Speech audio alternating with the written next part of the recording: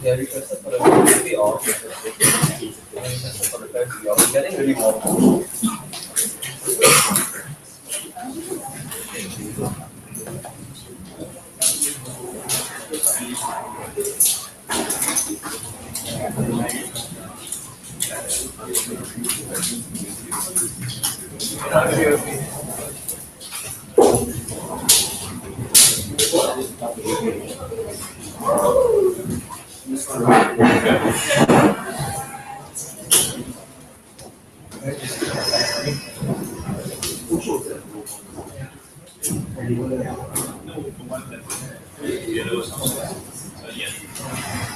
You're also in here,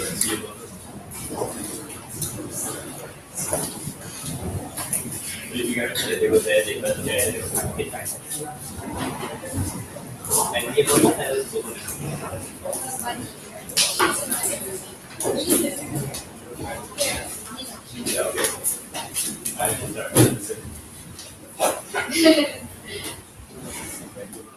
sorry, we are missing our opening government and one of the panelists, so let's keep it from us.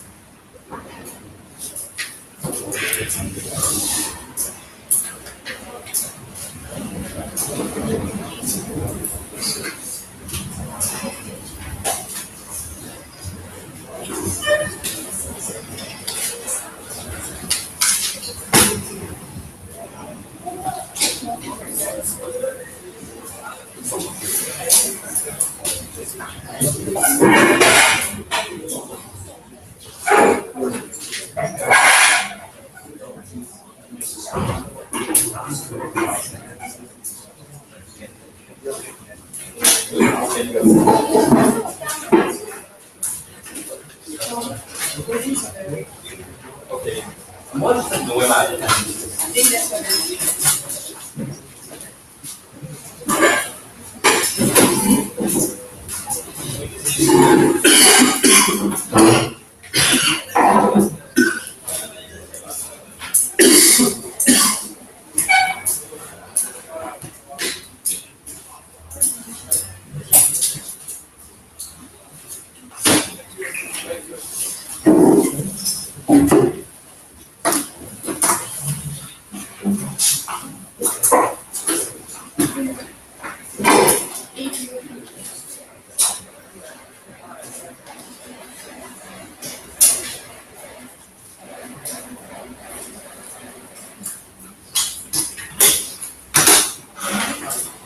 Thanks for the patience. I'm going to second the pitch the analysts.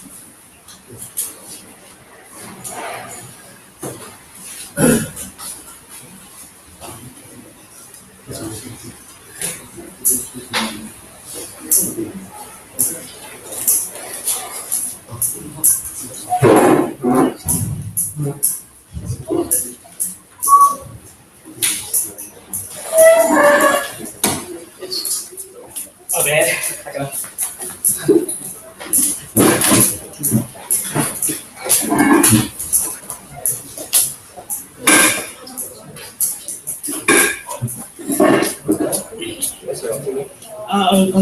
this way. as an issue income.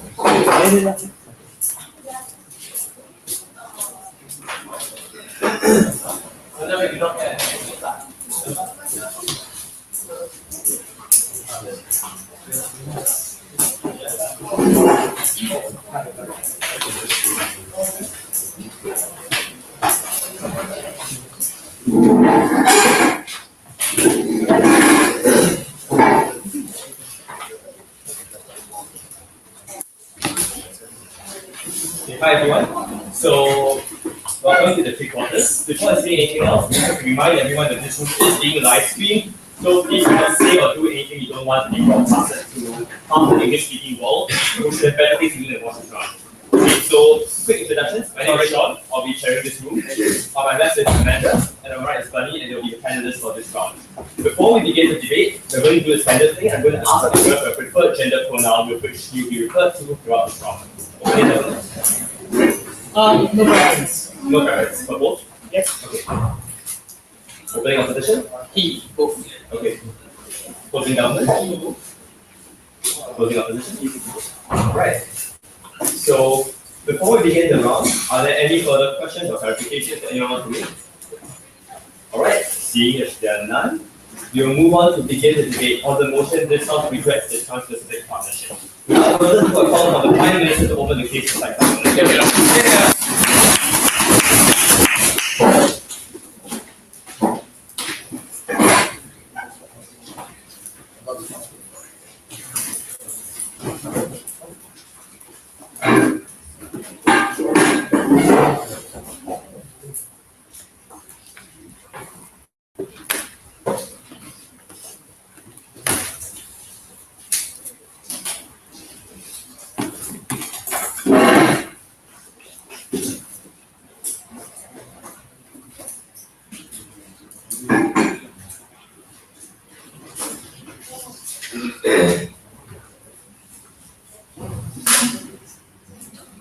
Madam Speaker, for Sino-Open government, we don't think that we are against free trade, but we are specifically against the Trans-Pacific Partnership for how it has come to be and the mechanisms that have defined the relationships between the countries that encompass it.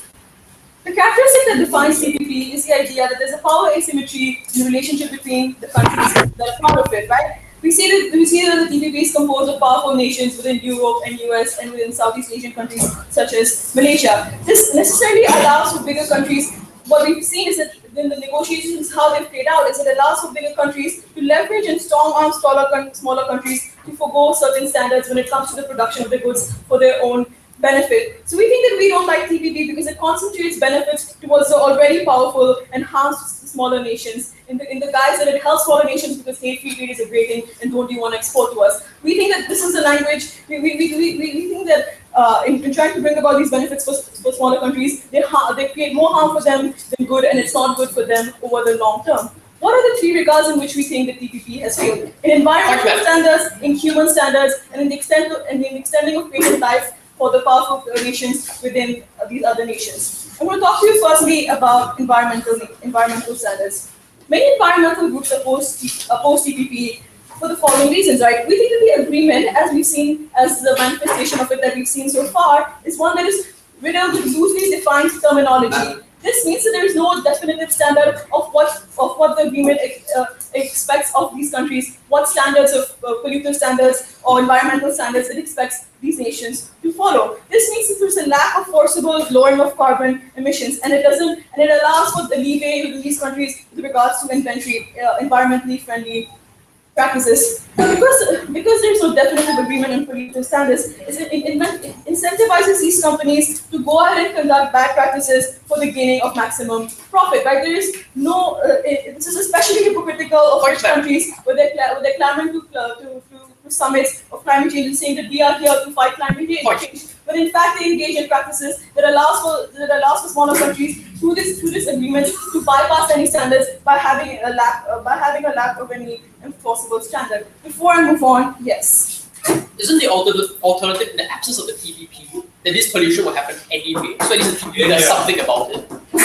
We don't think the TPP is doing anything about it. The language is incredibly vague and loose, and it allows for countries to bypass any standard. We would rather a counterfactual where there were free trade agreements that impose certain standards, where these countries were included in the conversation of climate change. We think that the harm of TPP is it concentrates harm in these countries like Malaysia, for example. We therefore think that we would rather an agreement where the voice of environmental groups were taken into consideration and we were able to enforce certain environmental standards on these companies and still stand by them and say that we would buy their goods only in the conditions they were doing so. The second area where we think the TPP is particularly damning is in the area of patents, because it allows multi-corporations to extend patent lives in other countries. So how do things work in status quo? We see that in status quo, countries like the United States have a large patent life for their goods, for example, drugs or technology. We see that in other countries, the same standards don't apply. The governments usually forcefully curb the life of patents, and in MAC laws, they don't allow for patent lives to extend for a long time because they recognize that within their developing countries, it is important to create an economic environment where the creation of fundamental necessities can come about easily through innovation, and that there are no monopolistic or oligopolistic practices that make high prices occur. We see that the TPP bypasses how these things, the natural things should happen in these developing countries, right? So what the TPP does is that it forces these countries to accept the shelf life that the US enacts. So we see, for example, that these smaller countries can no longer curb the patent life of products that they buy from these bigger countries. They forcefully have to accept the bigger shelf life. What we see is that they have to accept the bigger shelf life by 1.5 times the likelihood that they would otherwise have in that country.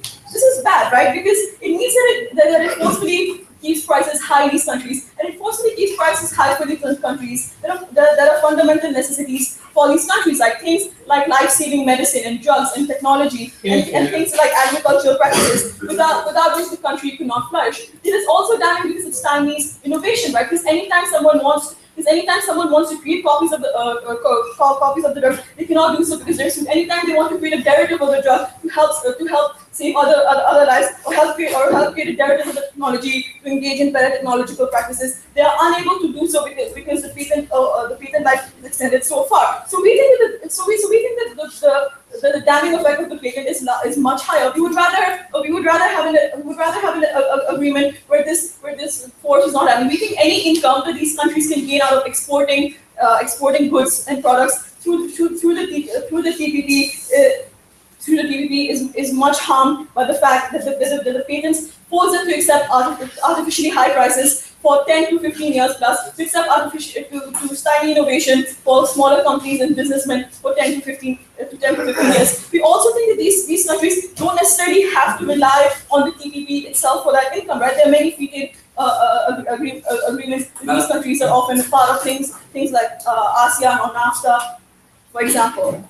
The last area that we oppose TPP for is on human rights standards. We realize that the TPP, again, similar to environmental standards, has very loosely and vaguely defined terminology in what kind of human standards it expects for its countries to carry out. We therefore see that it very loosely and ambiguously treats individuals. We think that is another hypocritical moral standard to apply. We realize that the wages it pays its people within these countries cannot even be enough for these individuals to have given them the purchasing power to live their day-to-day lives within these countries. So we therefore think that what these bigger countries are effectively doing is not giving these countries opportunities and jobs, but rather exploiting them for their own good, exploiting them by concentrating all environmental harms, by concentrating all the signings of innovations, by concentrating all human rights violations within these countries and benefiting off those products. We therefore think that in the areas of environmental standards, human rights standards, and provision of fundamental necessities such as drugs and agriculture, the TPP is damning. It largely fails for these smaller countries, and it doesn't bring about the benefits that it proposes to do so. For all these reasons, very proudly proposed.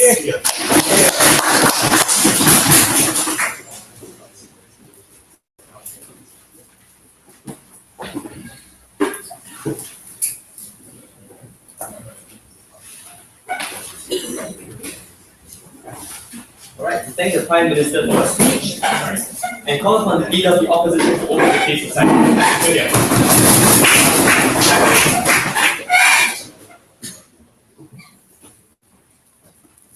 Mr. Speaker, contrary to what the Prime Minister said, it is not true that the TPP does nothing about environmental laws nor labour laws. It is a TPP that solves these problems over the long term instead of YASEC when nothing is happening. What is our stance? We will support the TPP, and in particular, we support the opening up of trade from Pacific countries and the worker and environmental regulations of the TPP. We believe these deserve commendation. We bring to you three arguments in opening. First, that we protect the environment and children. Second, that we open up trade that is good for the economic growth of countries. And finally, my second speaker will tell you about how we maintain the geopolitical balance in the Pacific region. But first, some rebuttals. They said in opening, their problem with the TPP was that there's a power asymmetry between rich countries and poor countries. This is absurd logic. Why? Because by extension of that logic, they will have no free trade agreements within any rich country and any poor country whatsoever. That's insane, right? By that logic, there will be no economic growth because richer countries and poor countries cannot negotiate. Therefore, it is not about power asymmetry, but about the benefits that this trade agreement can bring. Next, they talk about patent lives. They said that this was stymie innovation because what will happen is that the patent lives are increased by 1.5 times. Two responses. First of all, innovation will increase. Why? Where does innovation come from? Unfortunately, it's mostly developed world, right? It's like GlaxoSmithKline and Asian countries that have the resources to actually create drugs that treat tropical diseases, not local countries themselves. What happens, therefore, is that these richer countries now have the incentive and a greater incentive to have a longer patent life to actually be able to sell their products. In addition, what happens under the TPP is that trade tariffs are removed. Therefore, their products become cheaper and they can make even more money off that as well. That is the innovation that will happen on our side of the house. So yes, even if we accept that even in the short term, maybe patent lives get a bit longer. Yeah. On our side, in the long term, it's exactly this that will cause companies like GlaxoSmithKline to pay greater attention to tropical drugs and problems that this world faces. Finally, you integrate their arguments about worker and human rights abuses as well as standards of pollution onto the argument that I'm going to now about the protection of the environment and children. Let's be clear, Mr. Speaker. The Trans-Pacific Partnership is not just about trade. Conditions have to be agreed upon for countries to join the TPP. That is why China didn't join, because they didn't want to agree to these standards. What were these standards? First, these countries have to remove child labor within the next 5 years. This is a very clear guideline. Why do they do this? Because the US imposes policy because they want a fair trading platform. Look, a country that uses child labor is very immoral and it's probably going to get goods that are very cheap as well. What a TPP does, and under enforcement by the USA, is to remove this so that there's a fair trading platform. That is why, unlike what they said, the US already has plans and enforcement mechanisms for these developing countries to ensure that it is completely removed or at least reduced amount of child labor in the goods that are being traded under the TPP. Let's be very clear, that is the comparative of the other side. The second thing, environmental regulations. Okay, we accept that these environmental regulations may be not as specific as the other side would like it to be, and they may be kind of vague, but the fact is, these environmental regulations do exist. Why is that so? The same reason that, because of earlier, that the US wants equal trade policies. What does this mean? They don't want companies using like coal mining, extremely cheap but extremely pollutive mining, because that will hurt their own bottom line. In the light of this, therefore, they already had at least some plan and some agreement to actually change the environmental standards and environmental pollutants that come out of these developing countries. But okay, having told you why, therefore, the TPP is able to do this, why is the TPP as a mechanism uniquely able to change the calculus of these developing countries? First, because of how extensive it is. Let's be clear, guys. The TPP is the largest free trade agreement in the history of the world, right? Any countries that step out of this will instantly lose any economic progress that it might have gotten out of it. That is why these enforcements are so powerful and so binding for these countries, because they don't want to lose the position in the TPP. Secondly, because getting out of the TPP will also mean a loss of competitive advantages compared to other countries. If a country is in a TPP, it ensures that all other markets within the TPP have no tariffs on the goods that the TPP covers. In comparison, if you step out of the TPP, you don't have the same comparative advantage as well. That is why these environmental regulations and worker standards are so powerful as compared to what the other side proposes. But alright, we'll take them at their best. Maybe these standards aren't that great after all. The alternative on their side is far worse. They cannot just counterfactual us and preempt and say that, oh, we'd rather have a free trade agreement with proper environmental plans. That is not going to happen. They have to accept the world where they may or may not have a free trade agreement, but these environmental standards will not exist anyway. Human rights abuses and child labor will still exist in developing countries. The question is, which side of the house has at least some semblance of a plan to improve this? The TPP does, the other side does not. That is the comparative on the other side that they have to accept. The second argument that we bring to you about the liberalization of trade and how it improves economies. But before I go on to close it, surely saying the TPP is that coercive and that good for developing countries, then they are the most likely to accept the looseness of regulation. No, these developing countries don't accept to accept this looseness of regulations because they are the ones that lose out when these developing countries are the ones that actually use child labor, because then their goods become comparatively cheaper. It is precisely in interest of these developed countries to enforce these regulations and make sure that these developing countries play by the same rules as they do. Back to my argument. Our argument No, thank you. Is that the removal of protectionist barriers, for instance, tariffs, benefits both the developing and developed world. How? Three means. First of all, developed countries now have companies that are more viable. Let's be clear, guys. The Pacific region and the TPP is unique in that the Pacific region is the region in which incomes are likely to rise the most over the next few years or so. Therefore, what this free trade agreement does is that it makes trade between the Pacific regions much more viable, opening up many more markets. This means that companies selling their goods from the United States, for instance, car manufacturing, can now have more markets to open up to at a cheaper price with more customers. That is good because it means more American jobs and more Canadian jobs in the very long term. The second benefit is cheaper imported goods for both developing and developed countries. Let's be very clear, right? The argument is quite simple. If you reduce tariffs on both sides and have no tariffs, then goods can be sold at a cheaper price because companies can now no longer have to increase the price of their goods in order to make them viable. This means that consumers on both the developing and developed world benefit as well. We believe that's unilaterally a good thing. Finally, this is a boon to the developing world as well. What is the problem of the developing world now? They're trading within, as they put it, ASEAN. The problem with ASEAN countries is that they tend not to have a lot of money, right? With the possible exception of Singapore and Malaysia. What this TPP does is that it opens up the US market to these countries. Therefore, the flow of wealth coming in from these countries is likely to ensure that there will be a wealth of opportunities and labor opportunities, for instance. Businesses coming in and providing jobs for these people who now need more and more jobs. That is the benefits, the three unique economic benefits of the TPP and free trade. And that is why on our side, first of all, because we have a better solution for worker rights and environmental laws, and secondly, because we ensure the economic prosperity of both the developing and the developed world, we're incredibly proud to stand on our position.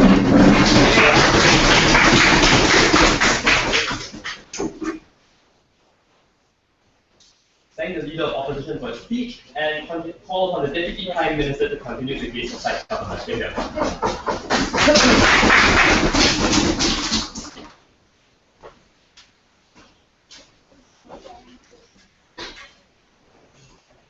Speaker, sir, opening opposition proves to us why the promise of free trade and economic wealth is often comes with the problems of forcibly accepting or forcibly making developing countries accept the kinds of regulations that structurally harm their ability to purchase cheap drugs to be able to combat the environment, but most likely also redefining the way we enforce copyright acts and intellectual property that is fundamentally problematic for the developing world. That is where we say, and so we right from the start, that insofar as free trade is concerned, we think that it's generally something that is an unaccepted good. Those are things that we agree are good things for developing nations, but the counterfactual isn't an absence of free trade, Mr. Speaker. The counterfactual is the involvement of maybe organizations like the World Trade Organization, being able to sign bilateral free trade agreements amongst countries where the power balance is a lot better than what we see right now. But even then, we were going to tell you why the harms that accrue as a result of the Trans-Pacific Partnership are fundamentally problematic. Let's deal with a couple of things before I go on to my extension. The first thing, patent life. They came up here and told us that a lot of these patents come up, a lot of these patents are already produced by developed nations anyway, and therefore there really is no big harm. A couple of harms they never responded to.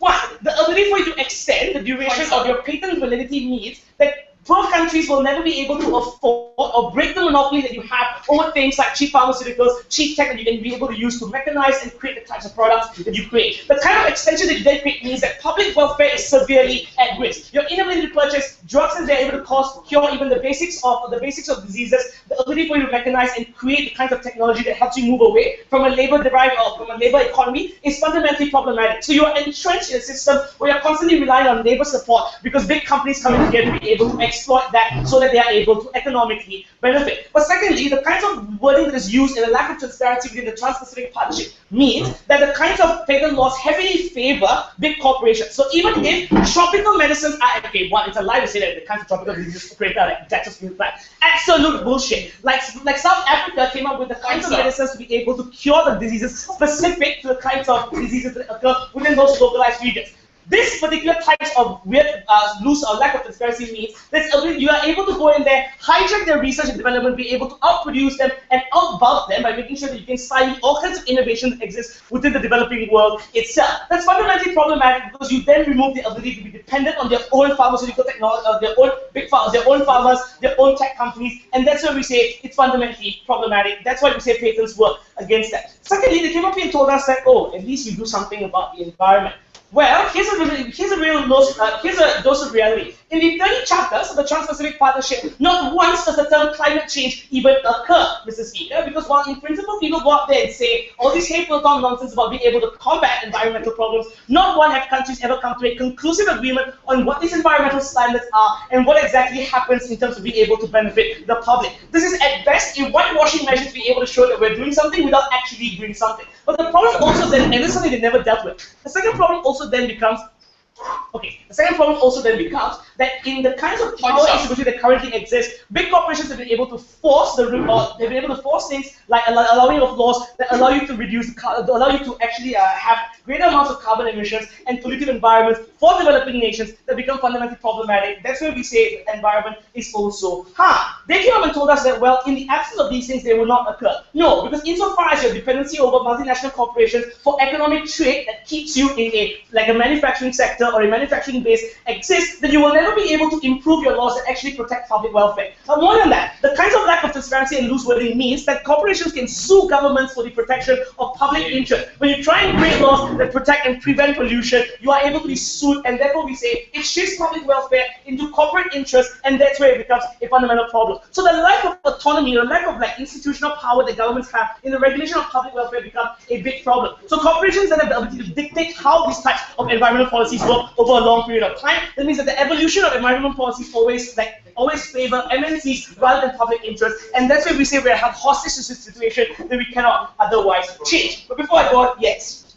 Given that the primary motive of big pharma is to earn profit, what's to say that they will not keep reasonable prices for the people in these developing The same reason why they don't keep reasonable prices even in the developing world. The point is you're able to jack up these prices and force governments to subsidize the sale of these prices so that they lose way more money because they are these kinds of drugs unnecessary. That's how it even happens, and that's how we put developing nations at risk, Mr. Speaker. Let's go on to my extensions proper. We think that there's massive problems with privacy and the enforcement of copyright in the way it works. So the previously agreed upon agreement in 1994 completely changes, but now all countries are forced to adopt the US standards in the way this is enforced. So in particular, the Digital Millennium Copyright Act allows for massive sanctions to be placed on many parties. What are a couple of this? One, whistleblowers per se. So the ability to actually rat out malpractices among corporations is heavily sanctioned again. So you can be thrown in jail, and even if and so this protects corporate interests because it allows for them to actually continue doing the kinds of malpractices that they get away with because of the lack of social or legal institutions that allow the checks and balance against these types of practices on multinational corporations. Secondly, even the heavy criminal sanctions that you place on journalists for the non-commercial use of copyright property. This is where it becomes, even if you're being able to use this for the replication of things like art, the kinds of loosely worded policies or the chapters within the Trans-Pacific Partnership means that these corporations can fundamentally sanction the monopoly of use of information among these types in the types of use of the copyright intellectual property to begin with. We say this is problematic because it entrenches the kind of power structures that multinational corporations have in the developing country. We say this is problematic. So for journalists, for the kind of people that use non-commercial acts, even to use this as an impact, as a building block for greater forms of technology, we say this is where big companies are able to sign out competition, even in developing nations. But more than that, your personal data can be sent overseas, even with allows the ability of large corporations to be able to use them for wealth protection. So it encourages the transfer of personal data across borders, where it is then be able to use, where corporations can infringe on your privacy, infringe on your personal needs, and wants to be able to actually maintain that without the information of big companies and big corporations. We see this is problematic because this is where these kinds of companies are able to infringe on your privacy, not take into consideration the kinds of human rights that exist, that they seemingly apply even in the Western world, that they believe that developing countries ought not to have because you're gaining an economic advantage. This is where we say it becomes problematic. So all in all, Mr. Speaker, there are a couple of things you need to establish here. There are many problems with the Trans-Pacific Partnership. Many of them include the ability to have the monopoly over a power asymmetry between developed and developing countries, the forcible adoption of US standards, not just for patent laws, but for copyright infringements that give and transfer the public interest into corporate interest. But more than that, the lack of institutional autonomy that governments have in being able to prevent the exploitation over a long period of time when the Trans-Pacific Partnership allows for corporations to sue governments because of the types of lacks of transparency that exist. For all these reasons, we completely regret the Trans-Pacific Partnership, and we're very proud to propose.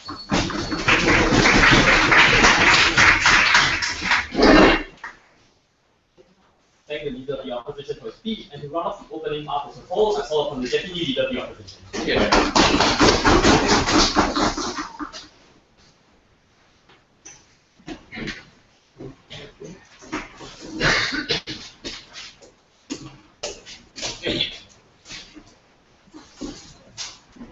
Mr. Speaker, today we see an opening government that is trying to fiat away a policy that cannot happen, a counterfactual that is impossible to occur. Let me explain to you why. First of all the harms that accrue on their side, for instance, power asymmetries, all accrue under the existing counterfactuals that they're talking about. So this is a contradiction. And if all the harms that they talk about, such as for instance harm to pharmaceuticals, do occur on their side, they occur on the counterfactual that they propose anyway. This cannot stand in closing government. Right, so we think that this counterfactual is impossible, and second of all, it just kind of against the rules, right? And second of all, we notice a case shift, right? In the first speaker, they told us about environmental standards and human standards. Again, the second speaker, they talk almost exclusively on pharmaceuticals. We take this to mean that the center of open government's case now becomes pharmaceuticals. As long as we take this out, we take away the heart of their case. Finally, they dropped our argument on how we remove child labor. They also dropped our argument on the economic benefits of trade. And we brought to you three economic benefits of trade that were untouched on their side. One, that it makes trade between Pacific regions and countries within Pacific regions more viable and it opens up markets. Second of all, it increases jobs and labor opportunities. And last of all, it results in the liberalization of trade. We need closing government to deal with this. 2 points of contention. One, do we really increase the standards of do we protect the environment and do we protect children? And last of all, second of all rather, do we indeed result in harm to pharmaceuticals? One, do we protect the environment and do we protect children? The latest argument coming out of Competition Speaker was this: we harm copyright laws because government, MNCs can exploit the free trade agreement, right? Our response to that quite simply is, one, this occurs on both sides. There's a transparency of information, even under the counterfactual, right? Listen to this. Because, quite simply, all the mechanisms that they talk about occur on their side as well. Given this, at best it's a wash. Why is it that it falls to our side? At the very least, on our side, there's an increased spotlight because the Trans-Pacific membership and the Trans-Pacific agreement entails increased political capital. Because the major superpowers of the world are involved. Given this, there's an increased spotlight when MNCs hijack the R&D of smaller developing countries. It increases political capital for change. At the very least, we increase political capital. So at best, it's a wash for them. At worst, we take away on political capital.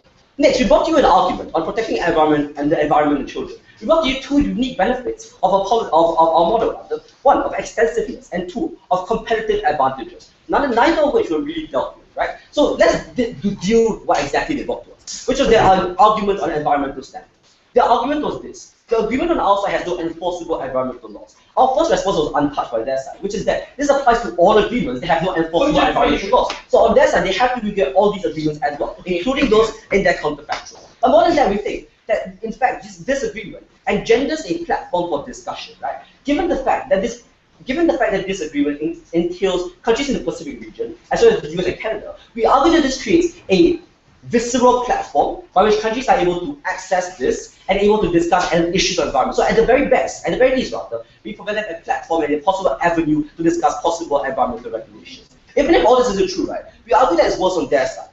Because in the absence of the TPP, pollution and all these things continue to occur without having to occur under the spotlight. What was their argument then?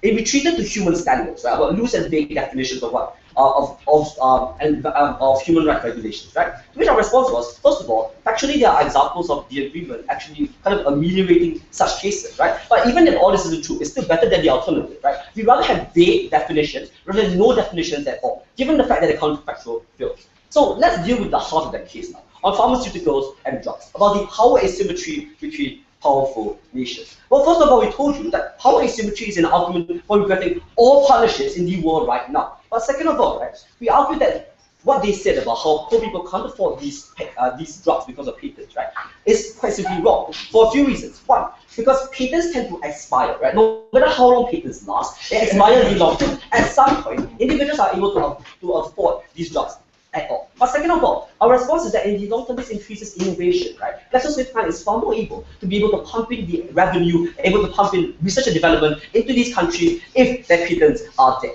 But moreover, we think that patents are generally a good thing, right? Because patents are do a few things, right? First, they protect intellectual property, right? And the fact that these drugs were created in the first place tend to mean that they should have the right to safeguard their intellectual property. Second of all, they create an impetus for innovation within developing countries, precisely because of the fact that they continue having to pay for such patented drugs. Last of all, in the long term, this is better, right? Because when in the absence of patents, developing countries are going to use methods of producing drugs that are unregulated. So in the presence of patents, for instance, this forces them to adhere to conventional standards that ensure that the drugs standards are of a minimum level. So at the very least, we provide drugs that are of a requisite level. No, thank you. So we think that, no, we don't harm pharmaceuticals. But even if all this isn't true, right, we argue that the agreement doesn't forcibly extend these patent laws to all countries that subscribe to this. Which means that smaller countries, when they come into this agreement, given the calculus that there is a net benefit, even despite the patent laws, even in the instance where this really harms pharmaceuticals,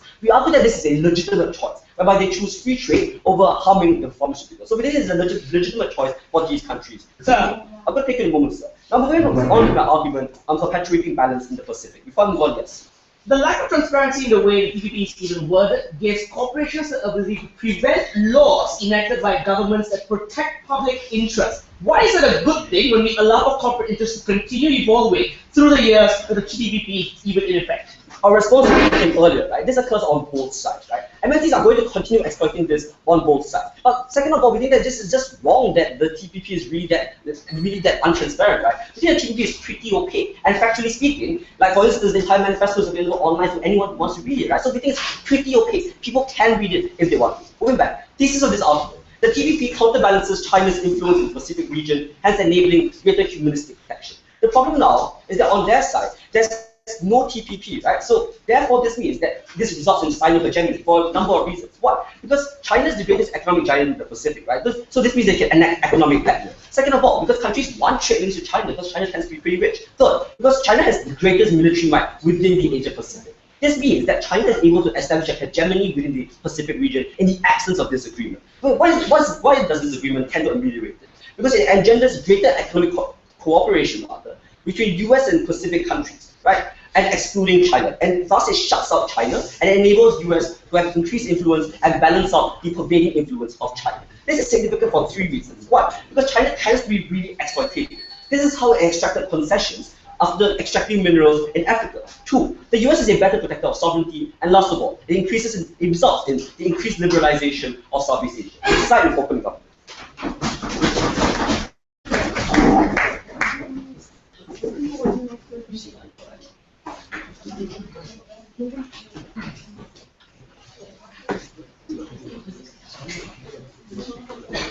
Right. Thank the opening part for fantastic debate so far, and to open the debate for the closing part, I call for the member of government.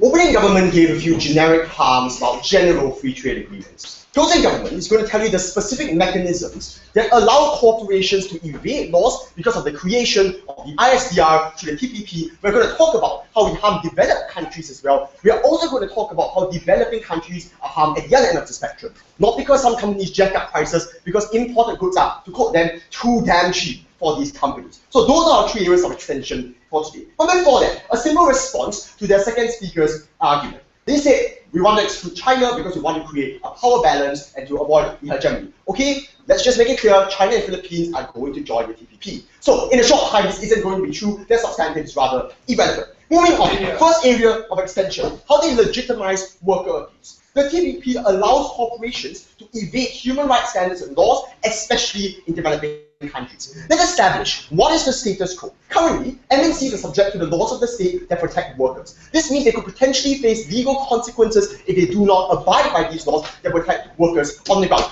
We accept the TPP does have regulations on child labor, but pretty much nothing else more. So thank you. And here's where the biggest part of our extension comes in, because we analyze the real mechanisms that were put in place by the TPP, therefore making this evasion acceptable. First, they say opening that there are vague human rights standards. Let's tell you once and for all what they actually are. The TPP specifically states that there must be minimum wages and maximum hours for all corporations. Now, this sounds like a good thing until you realize that the minimum wage and the maximum hours can literally be set at $0 and 24 hours and nothing can be done about it. No, thank you. But the most crucial part comes here, because the TPP is allowed to evade the laws of the country because it set up its own dispute mechanism. It's called the Interstate Dispute Resolution Mechanism, the ISDR. This particular mechanism allows countries to take disputes not to the laws of that nation, but to the TPP as a whole, and hold it to the standards of the TPP. So what are the harms that entails? It means that corporations cannot pay workers, put excessive working hours, and still not ever be penalized for the harms that they cause. Why? Because they can simply say, let's take it up to the ISDR, and they aren't going to do anything about it because that's what the TPP has already regulated. This is the evasion, the opening internet that we brought to the fullest degree. But second, and here's the most important part, because the large nations within the TPP are not even going to get any penalties. Think about it. What penalties exactly can the TPP afford for these nations? Most likely for developing countries, the penalty is going to be possibly putting you out of the TPP because they said the TPP is that good for the economy. The problem is, when all the developing countries are benefiting from the TPP because of the US's presence in it, they are not going to take any action to the ISDR for fear that they might kick the US out. So the real only penalty that the ISDR can ever afford, which is, by the way, the dispute mechanism that will be used by default, is not going to be effective because no developing country wants to kick the US out. So in admitting that it is so good for developing countries to have the US in, they have therefore conceded that they are willing to accept these rules, regulations, willing to accept these legal mechanisms that allow MNCs to evade the law. We do not believe in any case that we should allow worker abuse, and therefore we severely regret this legitimization by the TPP. Point, sir. Before I move on, go This ahead. worker abuse happens on your side, where developing countries have made legislation anyway. What is your side doing to solve this problem? Okay, one,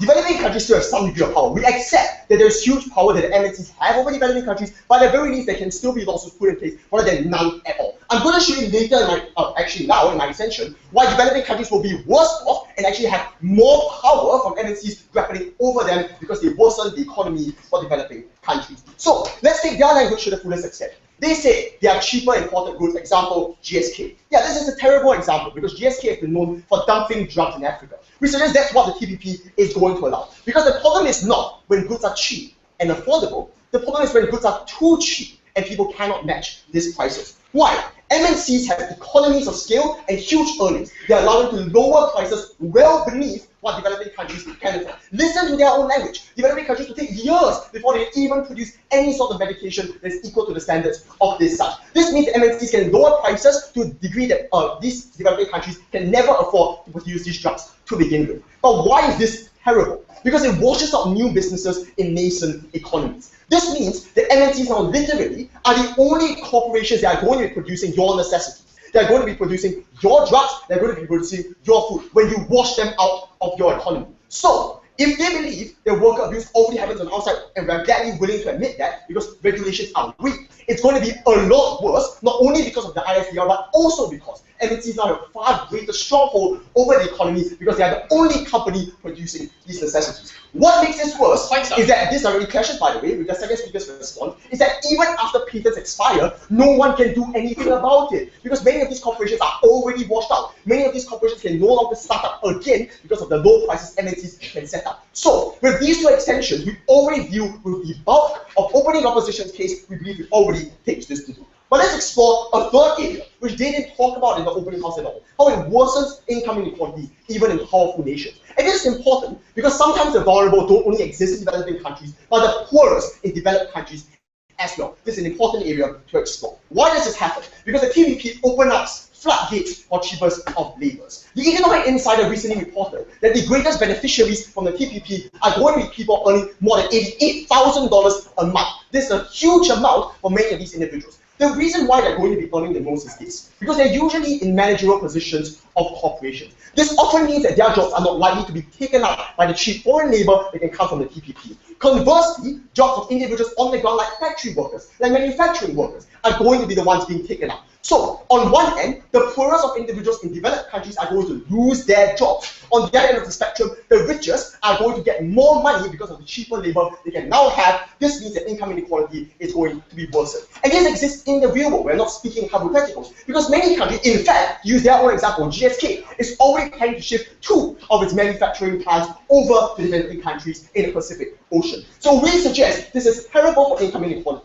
Now, this is important because our side has proven already not only do we provide and protect developing country nations and its workers, we also protect developed countries and ensure that the poor there do not face the consequences of income inequality. It is our side that recognizes the true mechanisms implemented by the TPP, deconstructs it, and show you why. Therefore, it allows evasion of laws. We also show income inequality in developed and developing countries. We stand firmly in closing government.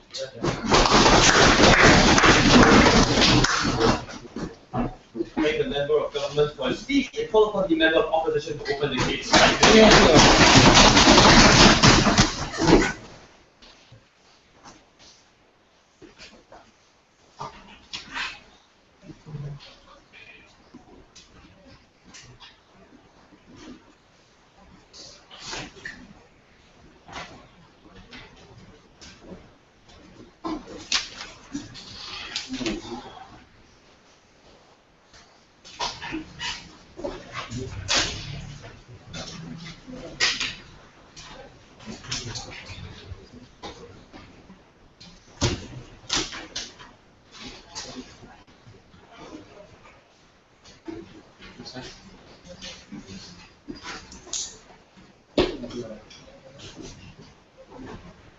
Mr. Speaker, the lack of knowledge of how the TPP functions and works in this room is incredible.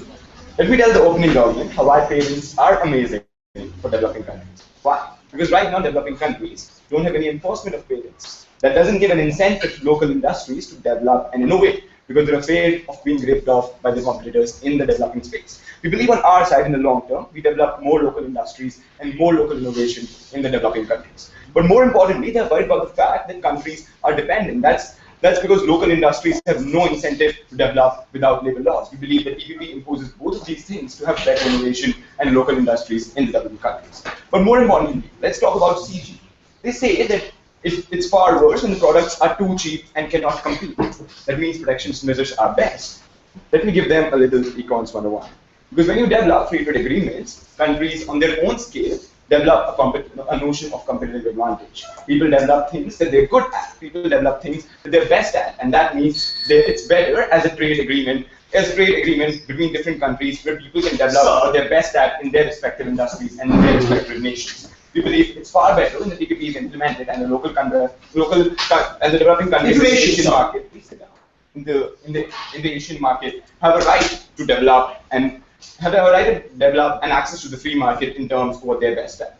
So let me move on to the extension, Mr. Speaker. I'm going to tell you about three things: why it makes dispute settlement easier and better in the world. Secondly, how it sets a standard for future settlements, and thirdly, how it's better for the Asian market in terms of economic reform. Firstly, on how it makes dispute settlements easier. We believe that TPP makes it very easy to counter government corruption and bureaucracy in countries like Brunei and Vietnam. We believe that TPP involves certain regulations such as firstly the anti-bribery laws. This limits government intervention and making things economically better for the consumer. This makes it easier for the options for the consumer as well as finding regular jobs in the local industries in the Asian countries very easier. Secondly, the access to the market for both the consumer and the producer is widely increased in these countries, Mr. Speaker. Because how does this happen for consumer? Because firstly, the OG had a weird notion about dispute settlements. Dispute settlements are actually in order to settle disputes with respect to when government interferes and interventions with respect to protectionist measures and infringes on the right of making goods as a free market in these countries. We believe that anti-conflict of interest clause in the TPP, the government cannot interfere with corporations coming in and making things easier for the consumer, as he has now accessed things and goods and services he previously did. But the side might argue what happens to the people who produce stuff in smaller countries. So let me move on to the producers in the smaller countries.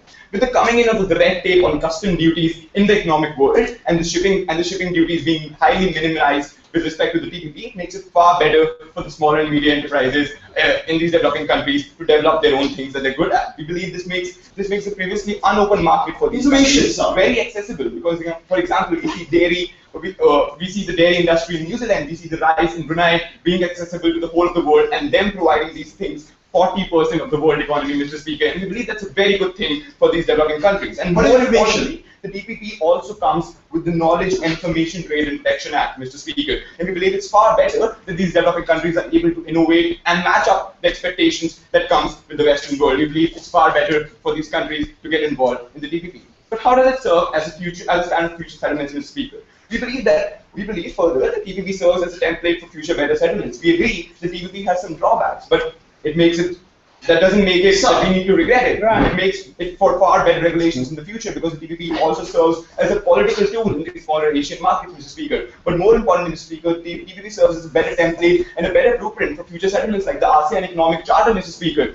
We tell you that these involve certain key things which the government side absolutely missed out. Most importantly, labor laws. The comparative lies in the fact that the kind of environment people work in under the government side hinges on human rights violation in these smaller countries, Mr. Speaker. We tell you what the TPP sets is a minimal standard like minimum wages, working class, etc. And we believe these set metrics to future trade agreements. And this is important as we move towards a more knowledge-based economy in these smaller countries as well in the countries like US, Canada, Japan, etc., Mr. Speaker. But before I move on, go ahead. But that's precisely it. In saying that you want to protect consumer interests, you undercut the ability for governments to effectively try and manage public welfare if there is exploitation of corporations. We tell you that the example of settlement makes it far easier for the settlements to happen when the government interferes in terms of corruption and bureaucracy in countries like Brunei and Vietnam to limit the access that the consumer has to goods and services to the wide, free, open market of the world can provide to them. But more importantly, the producers in these countries like small and medium enterprises can go ahead and produce their goods 40% of the world economy, Mr. Speaker, and we tell you that's a very good thing for these smaller developments in Asia. Please sit down. But how does it serve for the betterment of the Asian market and smaller countries and economies, Mr. Speaker? We tell you the Asian market, as opening opposition told you, the Asian market is currently over-dependent on China for trade and goods and services. But what they didn't tell you is why is this bad? The political influence that China exerts due to this monopoly over trade is massive and usually harmful.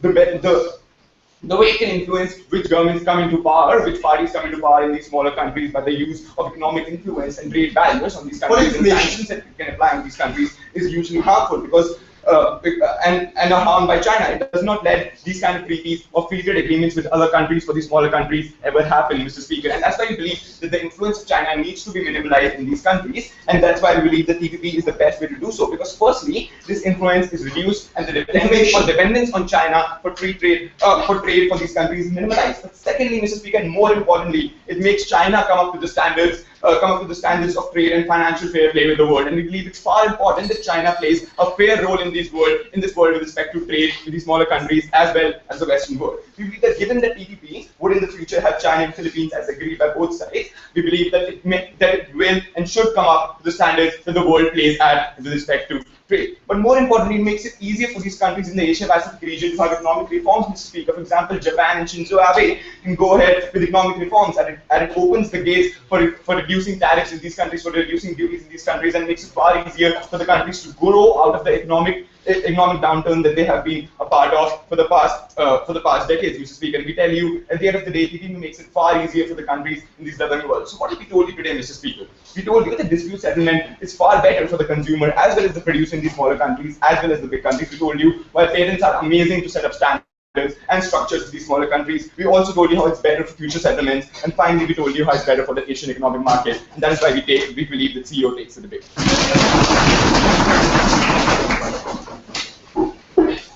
Thank the member of the opposition for speech and to not cite government as a whole. I call the government with.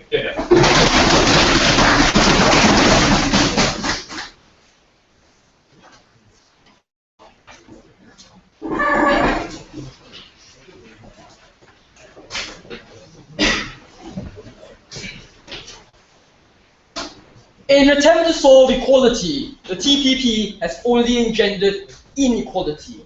There was a peace funds coming from closing government. Critically, we've heard no response at all from the closing side of opposition as to what they will do in response to all our extensions. One, the fact that they worsen exploitation, given the vague definitions. Two, because they legitimize worker abuse. And most importantly of all, because the minimum standards they set become worse at the point in which they engender an even more visceral and visible income gap. None of which they touch, none of which their lead speaker needs to deal with. But crucially, I want to take this debate by asking two key questions. One, do they solve exploitation? And two, do they have better diplomatic discussions? One, do they solve exploitation? Critically, they never done my first speaker's extension as to how they legitimize worker abuse. We showed you that the laws regarding minimum wage and working hours are literally commitments in principle alone, where a minimum wage can mean things like paying your worker $0 an hour and making him work 24 hours in a toxic chemical factory where safety standards are exceedingly low.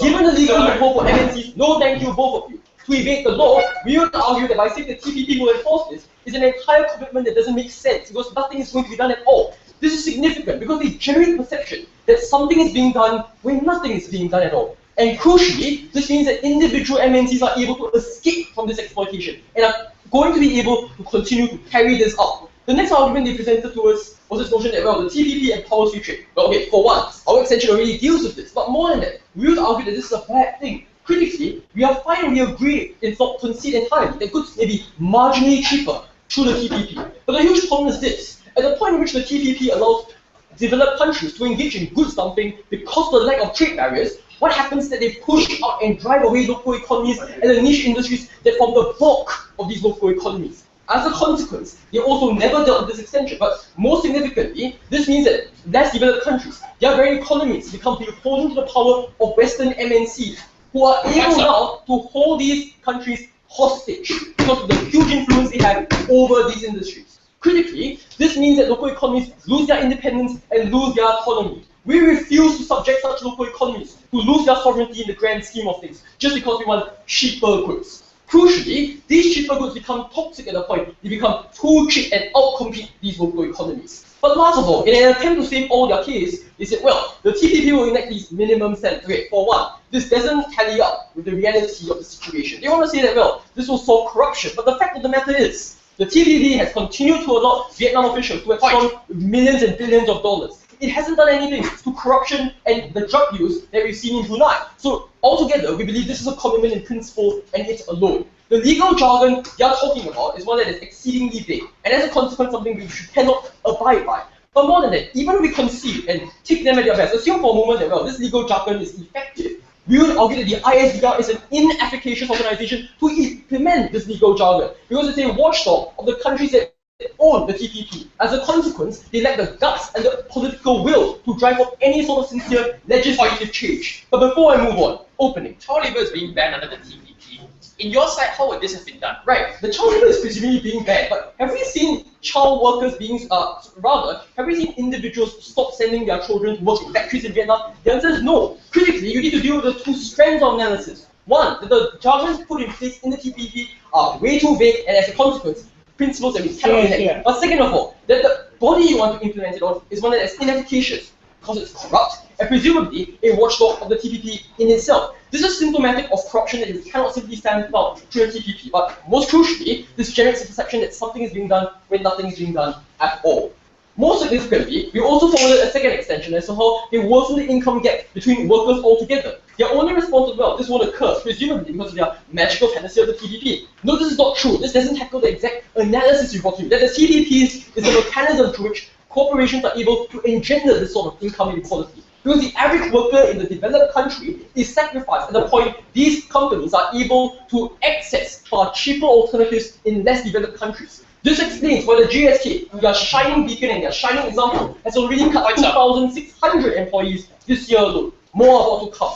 Same can be said for PNG, that shifted manufacturing plants to Vietnam and has consequently left 5,000 individuals jobless in the United States. We refuse to say that the vulnerable only exists in less developed countries, because it's a very monolithic and foul conception of the way the world works. Critically, we believe individuals who are vulnerable should never be neglected because of the arbitrary birth order and because of where they exist in society. We want to empower every individual to be equal, and that doesn't come with the TPP. But more than that, they then claim that, well, if every country can manufacture what they are best at, this presumably is paradoxically contradictory to the fact that large MNCs are best at producing the most basic of necessities. They concede as such that local economies and the individuals who live in such areas are going to become beholden to large MNCs from Western hegemonic power. So this also deals with all their points for how we presumably solve diplomacy and make it better for discussion. Because the only sort of discussion that arises from the TPP is that Western democracies are able to extend their hegemony over power. They create a problem and then claim this problem solves another problem that exists.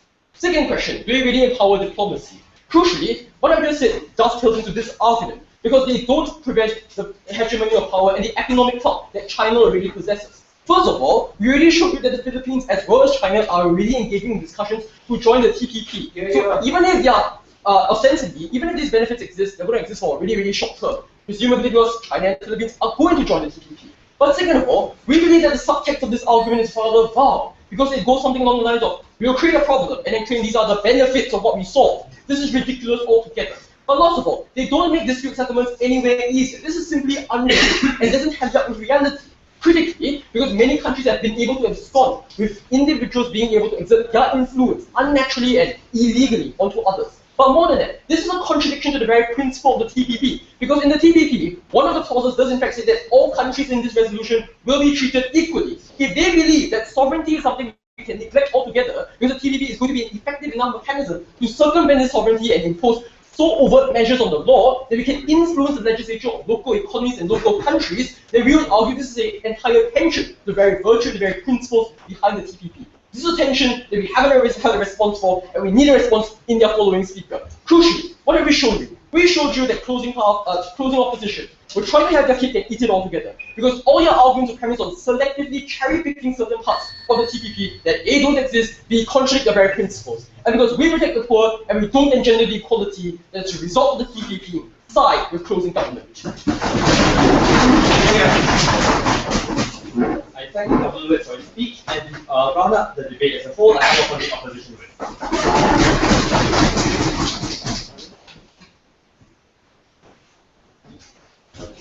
Mr. Speaker, I'm going to talk about two things in this speech. Firstly, Mr. Speaker, what are the harms that they say that TPP puts on the world? Secondly, Mr. Speaker, what are the explicit benefits that the TPP makes in the developing countries, making laws where they never have existed, making lives better for the people? Before that, a few key points that need to be noted. Firstly, they had no response to the fact that I told you that even if TPP is inadequate right now, it means that it sets the standard for future settlements, right? In countries, developing countries, which have had no labor laws previously, right? They haven't had the same economic growth as developed nations. That means that, for the first time, they are having to place in some regulations and enforce those regulations, even for the environmental laws, so that they haven't dealt with it at all. But secondly, Mr. Speaker, on the point regarding China, they say that even if the benefits exist to China, they will happen anyway because China is going to join TPP. By the way, do you notice that those benefits exist only if China joins the TPP, right? So if they are saying that China will join the TPP, those benefits occur when it joins the TPP. They say they regret the TPP, which means on their side, no such benefits occur. On our side, these benefits do occur. Okay, Mr. Speaker. So firstly, what are the harms that they talk about? Before that, let's understand what the counterfactual in this debate is. TPP is not one deal left out of several other possible deals that we could have had. This is the only possible trade deal which all of the nations with different political incentives could come at after a lot of political negotiations. So the counterfactual to TPP is no such trade deal, right? No such free market deal that they can't simply assume that. So we think they have to engage with TPP or no free market on their side. They can't just say that we have all the benefits and no harm of TPP. Okay, then we say, Mr. Speaker, if TPP is loosely worded, we think these things can be amended. Once you put TPP in place, once you have something such as labor regulations and people realize that these things aren't actually working because of the media pressure, because of the focus of the governments of different nations, we think these things can be amended. But on their side, you have absolutely no regulations, right? So their counterfactual actually isn't better at all because on your side, you have absolutely no labor regulations, absolutely no environmental laws. So we think that's actually not good at all. Okay, Mr. Speaker. What is the major harm that started with the OG and ran right through to the closing government? Sit down. Okay. The problem was that corporations will now bully developing countries and skirt the labor regulations, skirt the environmental harms. Okay. We don't think actually that's going to happen. Why? Because most of the developing countries, Mr. Speaker, firstly, don't have very strong labor laws anyway, right? They don't have very strong environmental laws. Some have, which exist in a tokenistic sense, but it's not the case that they have very strong labor laws. That's why sweatshops are a phenomenon of status quo. That's why corporations can still exercise those kinds of can still exploit those countries in that way, right? So we think things aren't at all better on their side. Okay. But secondly, Mr. Speaker, so there's very little accountability. We don't think they actually solve anything. But secondly, Mr. Speaker, even if these laws exist, we think because corporations enjoy such a large influence of these governments, because there's absolutely no way on their side to curb the bribery that occurs in these cases. Politicians can literally give money to the government officials and skirt these laws even under status quo. Now you actually have some sort of regulations and some things that limit the power of the government on our side. So we think that corporations can skirt laws on their side. On our side, there's some sort of check. Before I move on, yes, opening. But you're missing the point. This TPP allows for the prevention of sovereign states from acting in the public welfare as and when they see fit. Why is that a good thing, especially when we're forced to adopt things like the Digital Millennium Copyright Act and all the harms to human rights labor abuses that MLC can do? So you are just assuming that sovereign states will always take actions in the which is in the best interest of the people. We don't think that's simply True. We think often developing nations are beholden to the interest of like multinational corporations. We solve that because we ensure that there are laws such as anti-bribery laws, anti-conflict of interest laws. We think that actually solves. No, sit down. Okay, Mr. Speaker. Okay. So we think this was the major harm on that side. The second major harm was that like patent life is super high, and that means that these developing nations are going to have to pay a lot more. We simply think that that's a gross like just assumption, because Mr. Speaker, corporations have to like exist in these countries and have long-term engagement with these nations, right? So they themselves have an incentive, because these developing nations tend to have like large economies, like large populations. They still can profit even if they keep the prices in a reasonable range. So we don't think that's actually a problem. But secondly, Mr. Speaker, it's actually a good thing for patent systems. No, sit down. We think it's actually a good thing for patent systems to actually develop in these countries, because as a result of that, local industries will now have an incentive to grow. Right now, local industries don't develop because everybody just rips off the goods that they produce. Once patent systems and like copyright institutions develop in these countries, local industries have far more opportunity to grow. So if they are dependent, like if they are worried that these countries are dependent on multinational corporations, it's actually better on our side, because local industries for the first time have an incentive to grow in these countries. Okay, so this deals with all of the harms that they have talked about. No, sit down, I'm not taking any more POI. Okay, what are the benefits of TPP, Mr. Speaker? Firstly, where I told you in a more nuanced fashion than the opening government of how exactly many developing nations actually hold the monopolies, are the strongest producers of many goods, right? These goods are things that they can profit under status quo, but they can't because the other developed nations, for example, place in extremely burdensome tariffs and regulations, right? On our side, when you remove those regulations, Vietnam, etc., and these sorts of countries can actually profit here of agricultural goods and dairy goods that they produce under status quo. We think that actually benefits the economy in the long term, right? They say that developed world is going to outcompete them and dump a lot of goods. We think developed world generally like holds a monopoly in knowledge-based economy and these sort of things. So we don't think that's actually going to happen. We think the local economies that they are dependent upon, they're still I'm not taking one. So we think that the local economies still hold the monopoly in those sort of things that their economies are dependent upon. So we think this benefits them in that way. But Mr. Speaker, what was the major extension coming from closing opposition? We felt, Mr. Speaker, that the major problem in developing countries is that even if money is coming into the economies, it's not going out to the people, because they are like the governments of these nations aren't very accountable, right? These governments often take in money from the corporations and give money back to them. That's why the poorest in the nations continue to be the poorest, and inequality is a problem under status quo. How do we solve that, Mr. Speaker? Because like for countries like US and for the Western world generally to be engaged with these countries, they have ensured that there are strict regulations such as anti-bribery laws to keep these corporations in check, right? This means that now rich contractors cannot just take away all the money that was supposed to go to the poorest in these countries. This is a non-negotiable condition and not something that's loosely worded. So we think for the first time money is going where it belongs. But secondly, Mr. Speaker, often these countries take decisions which are actually worse for the economies of these countries. Like they put in protectionist measures because it is populist, right? Because people are happy with that and because they want to be in power. But for the long term, it stagnates the growth of the industries in this country. What do? We allow corporations to sue these countries and say that wait, like you should allow the free market to play out in the best possible fashion. So even if you want to appease your population, it is actually worse for your economy, and we are going to sue you because you should give all the parties an equal playing field. This means that the economies of these countries in the long term are going to be like are going to grow in the best possible and most sustainable manner. Mr. Speaker, on our side, local economies for the first time are going to have labor regulations and environmental regulations. On their side, they have none. For these reasons, Mr. Speaker, I'm extremely proud to oppose this. Thank you very much for the debate. Please go back to the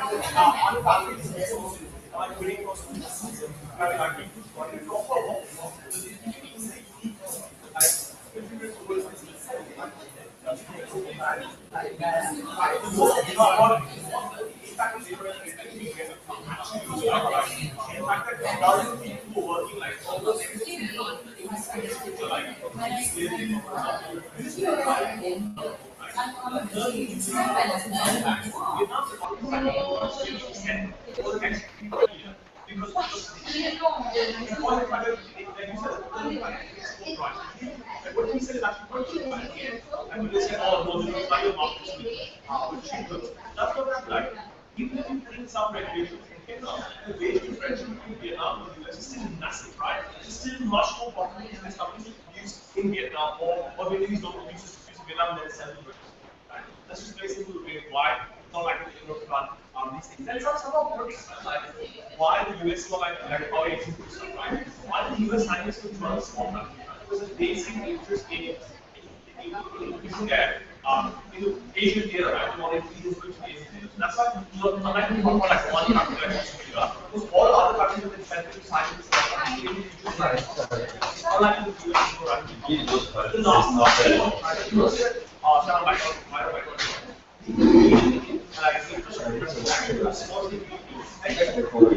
having more competition in China and America for because it's only beneficial to all these things, right? Only more beneficial to China almost so like so and then there's also talk about how these two like large scale global trade like the European Union wants to like that relationship like China for example said they want to like more subscribe. And this is like more resources for me to like see clearly on the there's a lot of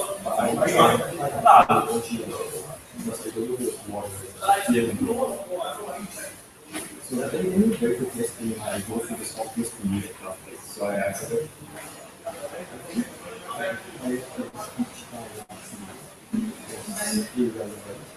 because they were had much better argument that it